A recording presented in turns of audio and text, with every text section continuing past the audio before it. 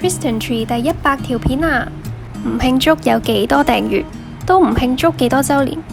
今日嚟慶祝一下失敗。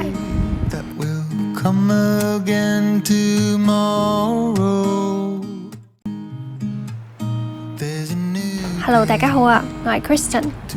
好耐之前我做過一條片講失敗唔可恥並很有用。我仍然都相信緊同一樣嘢。首先分享少少我近呢10年試過啲咩各種各樣嘅嘢先。喺20歲嗰年，我開始喺網上面賣衫，就係 IG shop 開始好盛行嘅嗰段時間。曾經都揾過唔少零用錢嘅，但係後嚟因為競爭太多，自己間 shop 冇咩特色，接單越嚟越少，貨呢就積咗好多喺度，後尾就冇再做啦。跟住有做過 one man band 嘅婚宴佈置、賣餅，開過各式各樣嘅 page， 有寫文噶啦、賣嘢噶啦、影相噶啦，中間有參加過作家比賽，入圍咗決賽，但係最終都出唔到書。仲有開過一個 website， 用1年1000幾蚊嘅價錢買咗專屬嘅網址，同埋維護網站嘅運作，去寫關於旅行嘅資訊文。冇幾耐，發覺寫旅遊資訊文係一件好花時間、好花精神嘅事，同埋重點係 Covid 就嚟咗4 high 啦。好多做過嘅嘢，如果單就結果嚟講，都係失敗收場嘅。直至嚟到做 YouTube channel， 我當然未係失敗啦，但都絕對未算係成功。拍呢條片，我唔係想講咩失敗，並唔係啲咩啊呢啲老土嘢。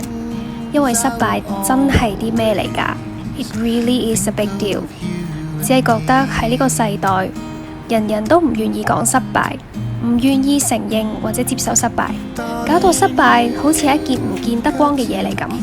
我有時都怕未做得成一樣嘢就周圍同人講，因為如果最終做唔成，會好樣衰㗎嘛。有朋友話過，好羨慕我成日都可以做到中意做嘅嘢。我都會諗，係咯，究竟係咩驅使我一直咁不務正業咁去做一啲我自己想做嘅嘢呢？係唔怕失敗？又唔係喎，我都好怕失敗嘅喎。面對失敗，我都會好唔開心。但係唔開心完，我又會死死地氣再繼續去試。呢樣唔得，試下第2樣。又或者檢討完失敗，再諗辦法去繼續。想同大家分享2個概念，一個係試錯，一個係做到極致。呢10幾年嚟，我就係不停經歷試錯，同埋將一樣嘢做到極致嘅階段。我諗嗰份驅動力係來自於有啲諗法，如果我唔去做，唔去試，比起失敗，我係更加唔中意嗰種哎呀抌心嘅感覺。寧願試過失敗，都好過冇付諸實行咁樣後悔。有啲嘢啊，試過真係唔適合自己喎，又或者冇想象中咁中意，咁咪果斷放棄咯。終有一日會試到某樣嘢，喺遇到唔同嘅挫折之後，喊住都會想繼續做落去嘅，就可以堅持落去，將佢做到極致。呢種感覺就係所謂嘅熱愛。最近2個月，我終於畫返6年前參加比賽寫過嘅小說出嚟。推倒重寫一次，我嗰個寫嘢嘅掣就好似拍着咗咁，停唔到落嚟。可能我用咁多個鐘頭寫過嘅嘢，最終都會發表唔到，但係至少我都係做緊自己熱愛嘅嘢啊。講到呢度，唔知會唔會有人話我賣慘博同情呢？我好少，甚至可能冇乜點試過喺人哋面前一次過講咁多有關失敗嘅嘢，就係唔想俾人覺得我賣慘。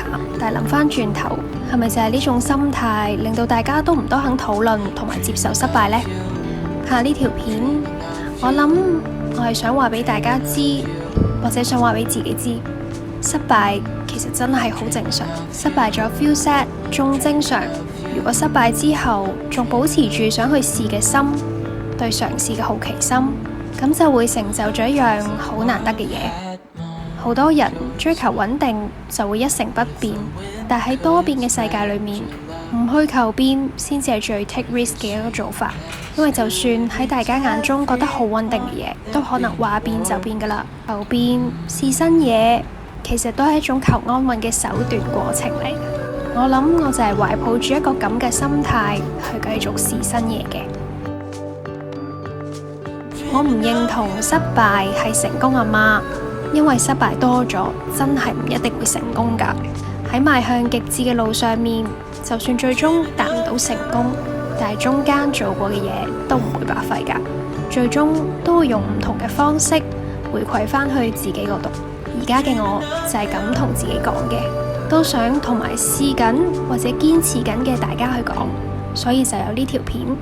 失敗係值得慶祝嘅事，因為代表住自己曾經好勇敢咁樣嘗試過，最終都好似係偏向咗去心靈雞湯嘅方向。話明係慶祝啊嘛，點可以冇蛋糕甜品嘅呢？我喺呢條片入邊整嘅反烤蘋果批，其實都係由一個錯誤延伸出嚟嘅作品。我將食譜嘅 link 放喺下面嘅資訊欄，你哋有興趣嘅話就自己去睇下啦。咁今日嘅片就嚟到呢度啦，下次再見，拜